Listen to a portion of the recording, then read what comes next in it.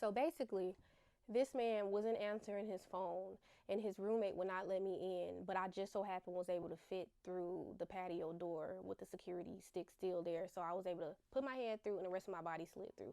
Went up the stairs and I go to his room, open his door, and there he is in the bed, butt naked with Brianacarly.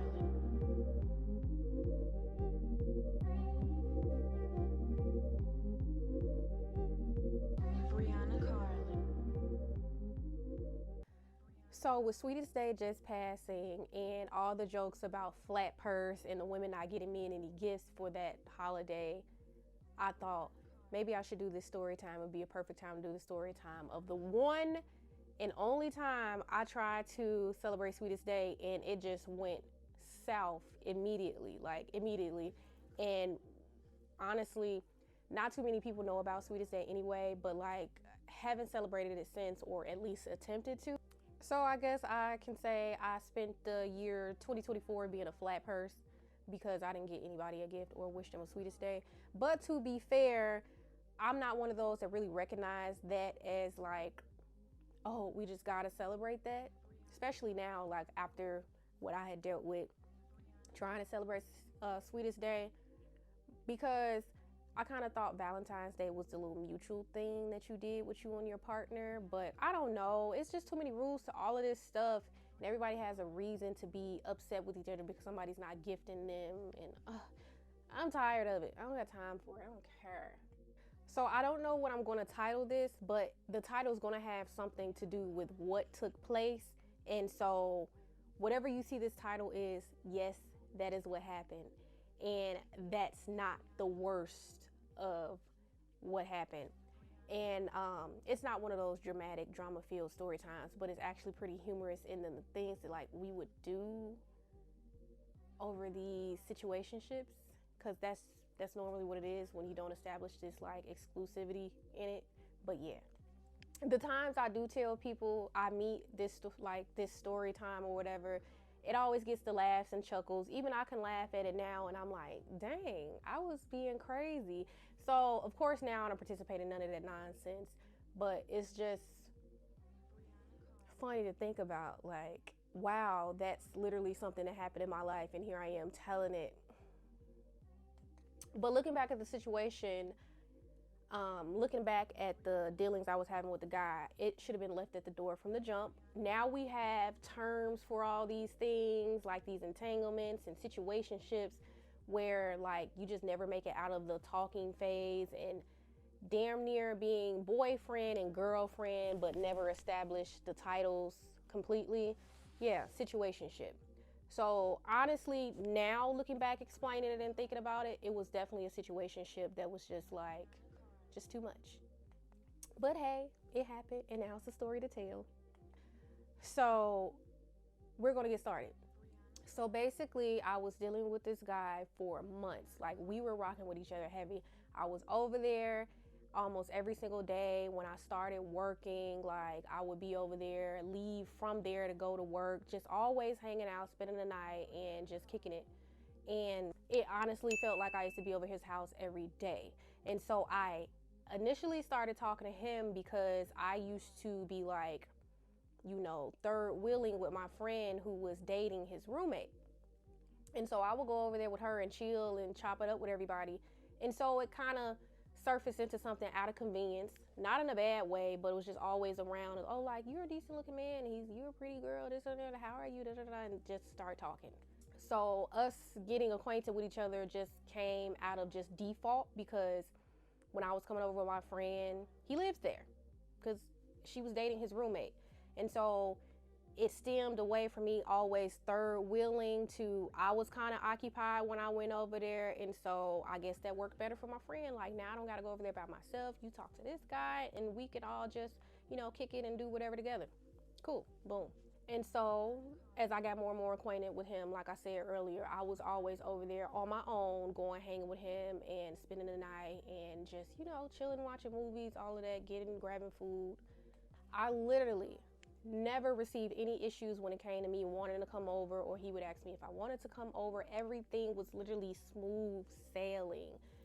even though like we didn't establish like an official relationship, it was just one of those like, there we go, right? So never had an issue when I wanted to come over. Never had an issue with him wanting me to come over. So it was just mutual thing. Like we were available for each other.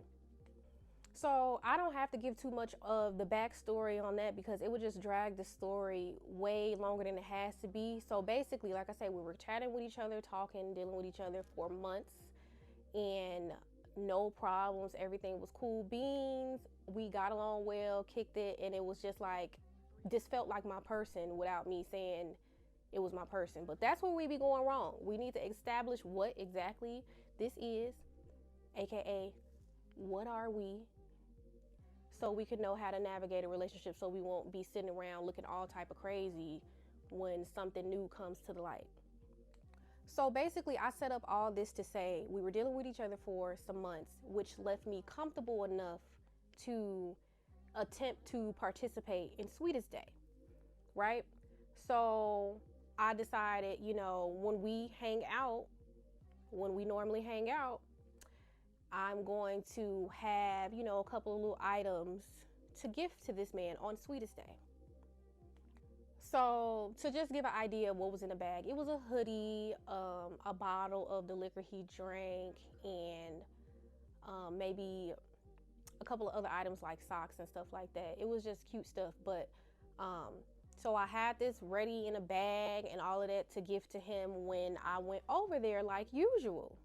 And I just got done saying me coming over there and us linking up has never been a problem. It's always been smooth sailing, except this one particular time I was supposed to come over there and the vibe was completely off. And right there, I knew something wrong, because that's what happens when you create a routine with a person and then you want to deviate from that routine because something new came your way. You can't lie your way through that. We know what's up.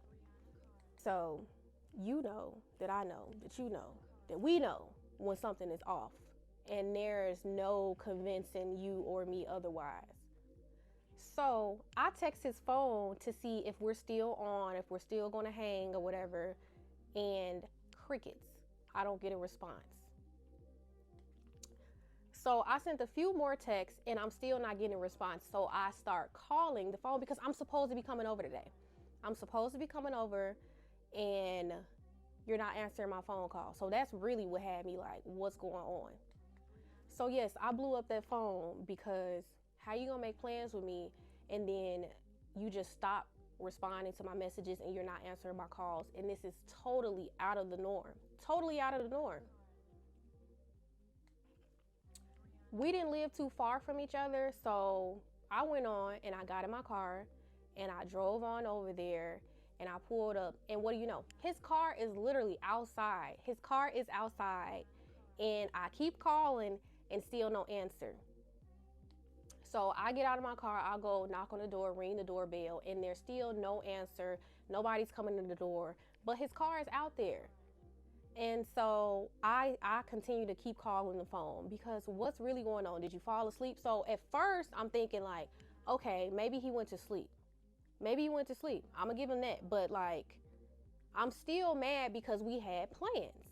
So I go back and sit at my car to continue making the phone calls, trying to get him to answer the phone.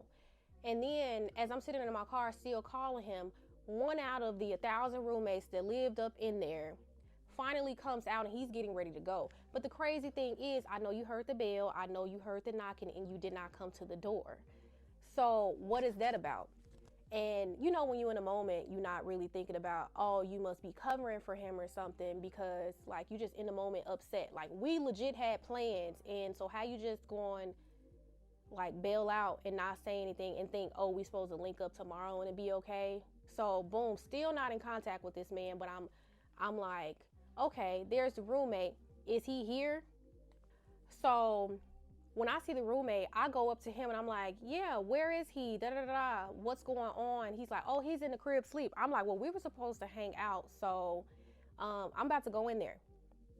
When I tell you, this roommate would not let me go in the house. And this is a roommate who always sees me over here, right? So I'm just like, if he's in there asleep, I can just go in there because we were supposed to kick it. Like, no funny shit, no delusional, nothing. We were supposed to kick it because he knew I was probably going to do something for Sweetest Day, right? And all of a sudden he just disappears. But now you saying he's in there asleep, that's fine. I can go in there, get my bag ready and go in there and go to sleep too. But no, this roommate, 10 toes down, would not let me come in. So, of course, I'm upset, but I can't make anybody let me in. I'm real frustrated, and I'm already to the point where, like, you know what? You can never speak to me again. Roommate number 999, you can never speak to me again in passing ever again, even if I'm cool with dude after this, because no. But I mean, now that I think about it, why would he let me in? That's a roommate that let him stay with him, so why would he go against the grain and let me in if he knew his homeboy had some other stuff going on? So now I look at it and I'm like, oh, okay, I get it, but still. So all of this, I'm still calling his phone. So I don't know what the total phone calls was, but I was still calling the phone and no answer.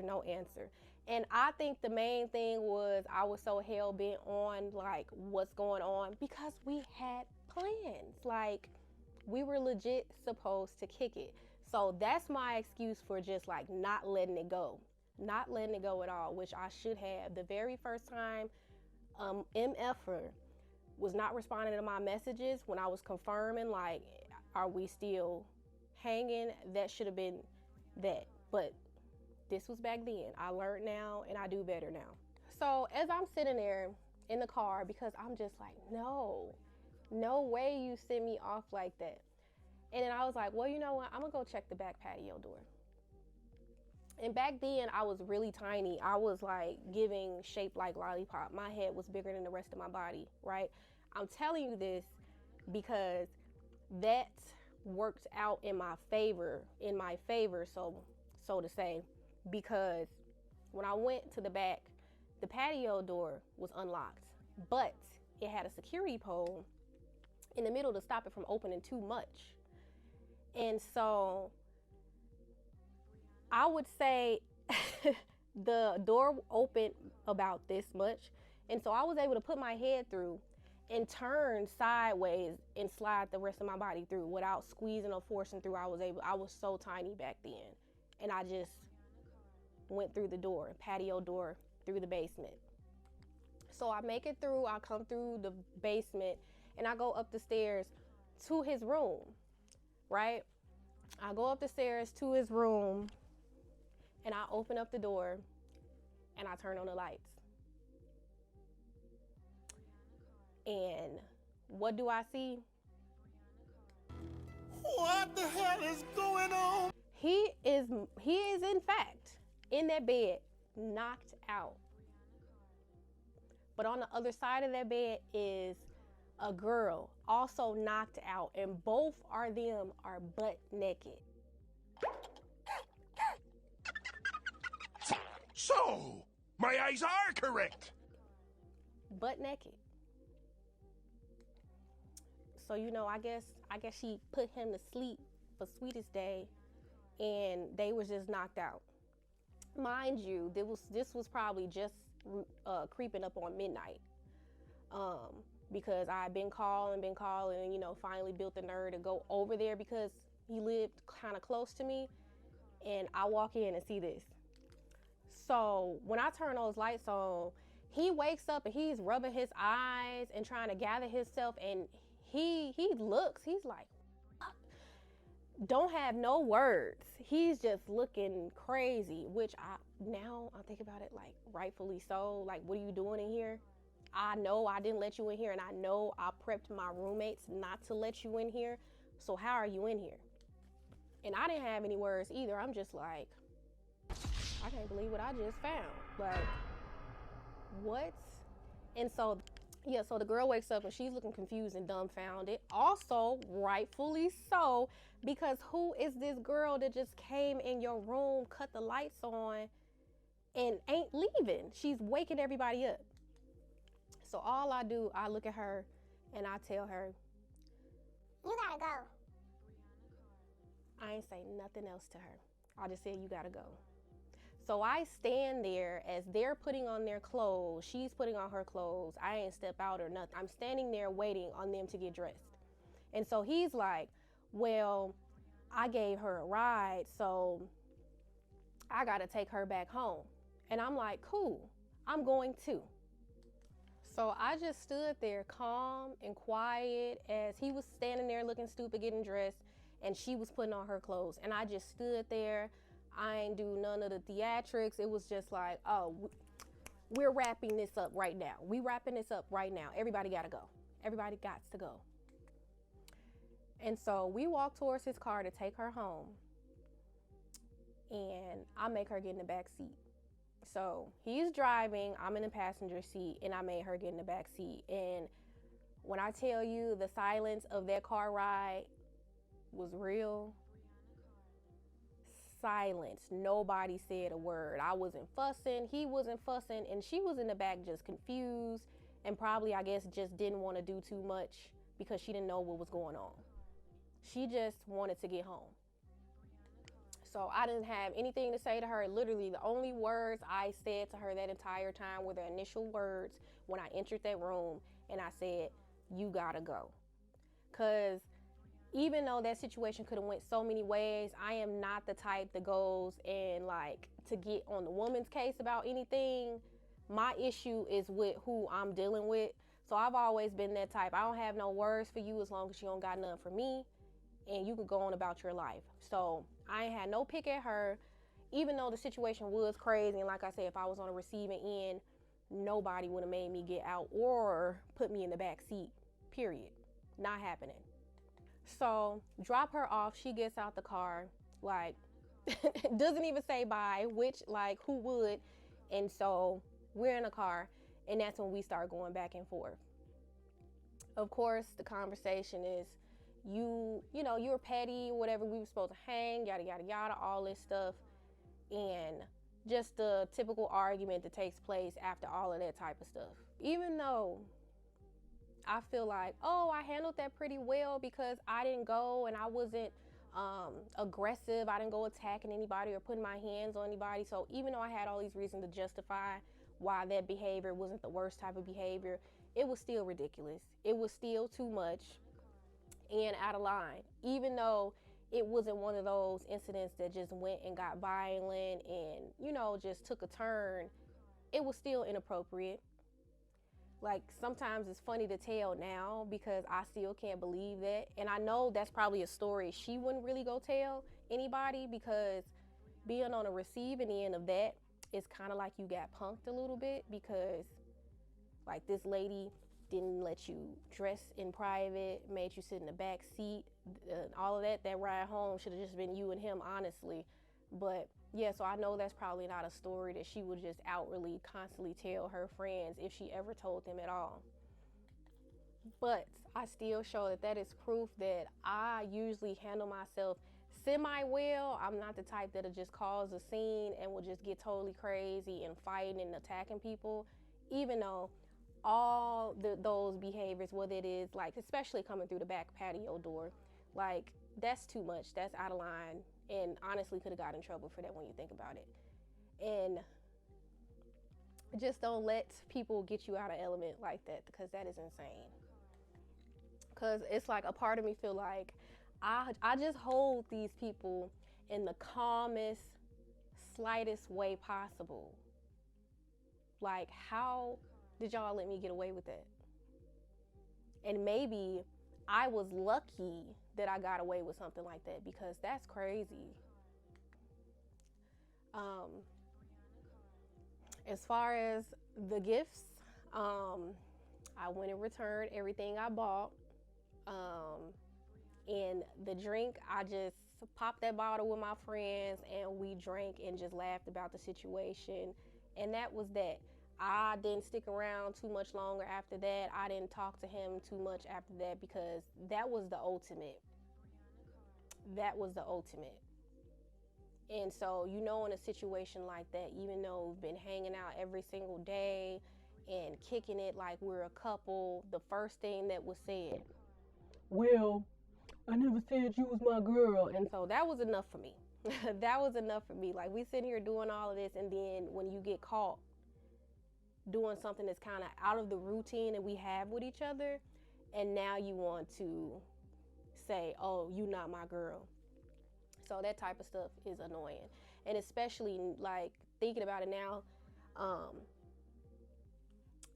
I'm one of those situations that he claims was a serious one if somebody is inquiring about me. So you still hold it as, oh, that was something serious, but in the time you got caught up, not your girl. But yeah, that was a random story time on when I walked in and found my guy at the time in the bed with another lady. Just too much. But that was a quick story time on me trying to celebrate Sweetest Day, and it went south. But here we are. You live and you learn. So if you like this video, don't forget to like and comment, and I will catch y'all in my next video.